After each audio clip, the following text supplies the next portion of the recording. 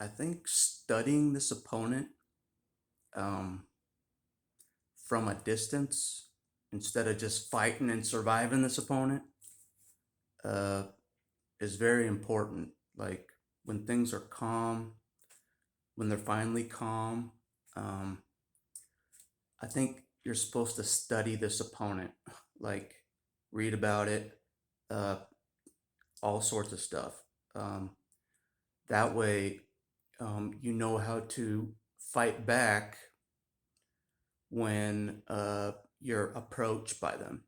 You know what I mean? You're able to stand up for yourself and fight fire with fire when they approach you.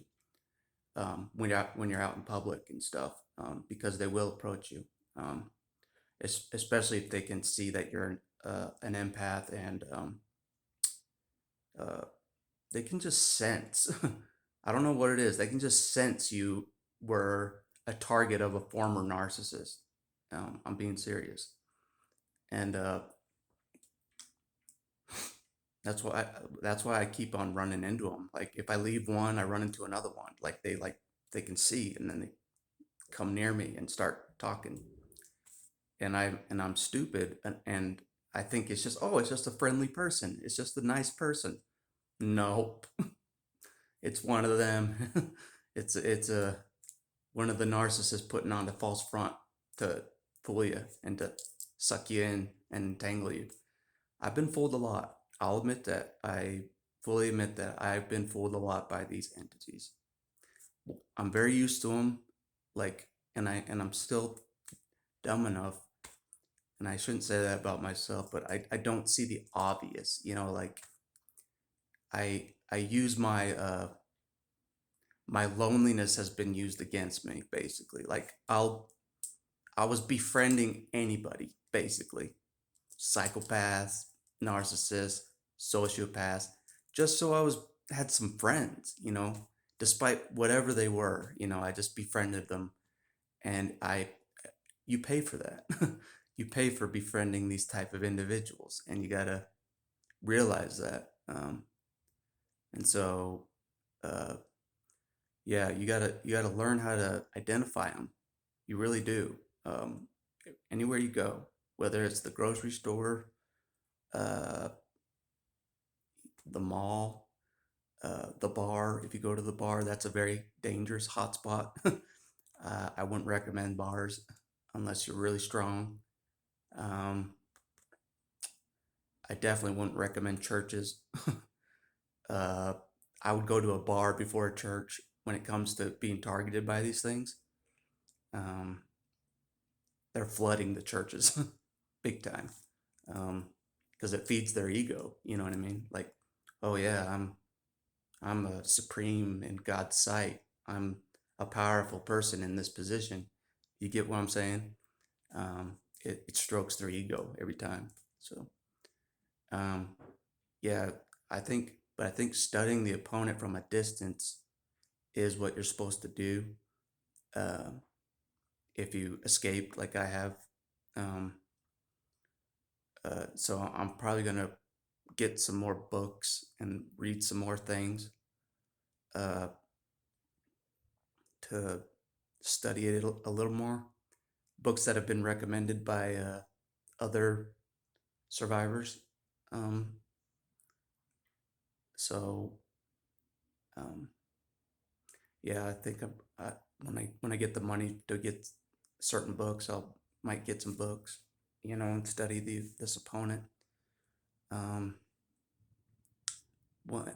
in my off time, um, when I'm not working, um, because I think uh, studying this opponent from a distance, when you're not in the chaos, you're able to study it is important, I think. That way you don't get entangled in a chaotic environment again. You want to avoid getting entangled into another chaotic environment again. Like I have. I've been in chaotic environments with these entities most of my life, but just in a different body. You know what I'm saying? I know who's more dangerous than others, definitely. And stay away from the most dangerous ones. Like I tried my best. Uh, I know the ones that are less on the spectrum of danger, but they're still dangerous. But some of them are more dangerous than others, for sure. Uh, they're in the psychopath arena for sure. So you got to keep that in mind. You don't want to be caught under the same roof as one of them. Uh, that's a big thing. That's a very big thing. And if you manage to not be under the same roof as one of them, that's when you can study the opponent, um, learn about the red flags like really well. Because everyone has a different little thing. Everyone has a different little love bomb intro. You know what I mean? So you got to keep that in mind that they all have their own little shtick. You know, their own love bomb method. They don't have the same love bomb method. You know, it's still love bombing, but they do it's different for each one. Um, like some will like smother you with hugs and stuff, and others will just take you on trips, and you know what I'm saying. Like the love bombing is different. Um, that I've noticed, but um, but yeah, I think it's smart to study to study this opponent while you're in a peaceful area, a peaceful place. Um, that way, if you run into them in public, which you probably will, this whole world is flooded with them. You can easily deflect them, and they have less advantage when it's in public. They have less advantage over you. Once they get into your household, that's when you're in trouble. Once you get in the same household, that's when you're in trouble.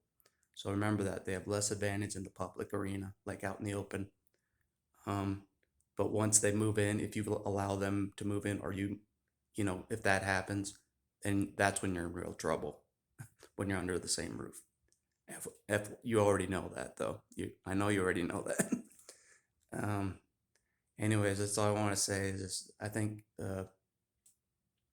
studying the opponent is smart because it's not like uh, you don't want to be a recluse for the rest of your life, like I was kind of planning to do, because you put yourself at a disadvantage when you're a recluse. You kind of allow the enemy to uh, kind of move around and plan while you're just standing still.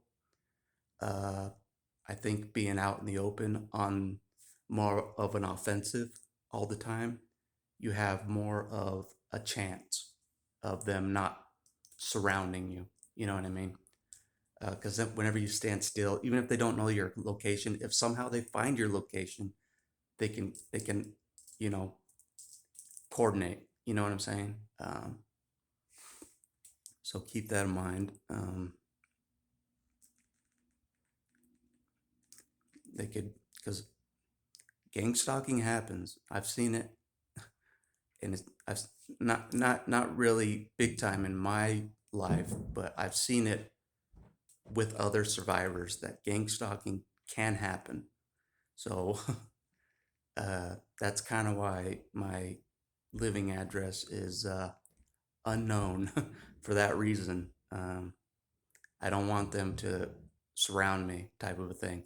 People think this stuff is made up. It ain't made up. These people do this, all right, to an escape, supply. They do this. Trust me, and they try to intimidate it. Um, it's not fiction. Nope. Other survivors know this. It ain't fiction. Uh, like these,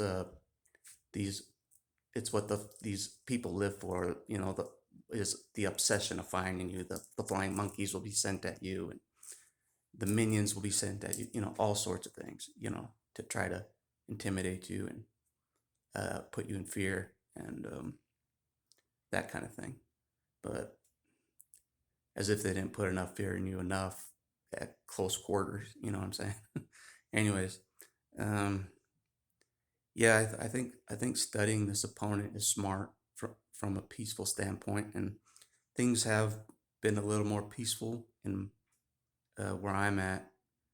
I'm just a, from where I'm living, it might be a mistake that I'm haven't left the town. Maybe, I don't know, but I think um, studying the opponent is a smart idea um, in the future, um, while things are a little more calm. Um, so when you run into this opponent, you're really calm when they approach you, or if they're just around you, in a public place, because they're really obvious in public places to identify. At least for me, they're pretty obvious because I've been around it most of my life. The embarrassing individuals in the restaurant, that are rude to the service. Uh, yeah, that's them. uh, the rude ones in public places. That's them. Trust me. Uh, the food didn't come fast enough. The food isn't good enough. That type of thing. Like the service was unacceptable. Like there's some kind of king of the castle. In their heads. You know.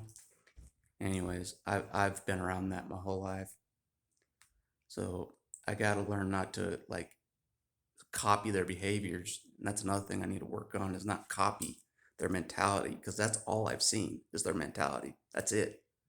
That I'm the god, I'm the king of the castle, you know, everybody's below me, everyone's my servant.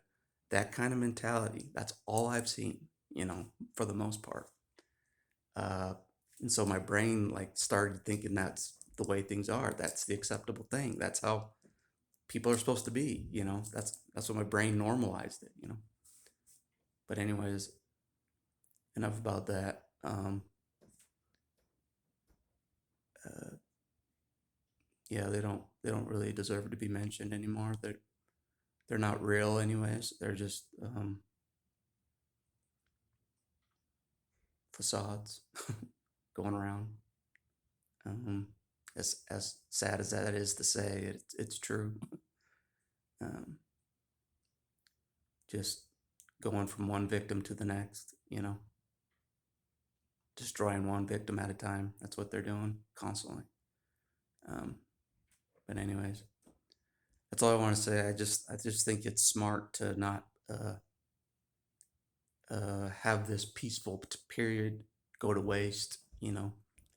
Um, I got to convince myself that I am safe where I'm at, uh, and I think I am. It's just my mind is just um, was in fear, fight or flight for most of its life, and it takes a while for that to calm down. Um, it does take a while to calm down and start to uh, really acknowledge that it's safe.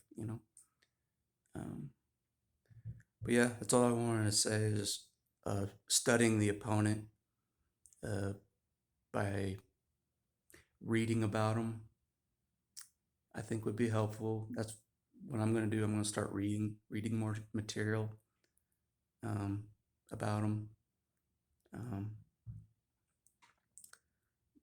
because even though I witnessed a lot from them and I've seen all their behaviors up close, like it's still hard to understand.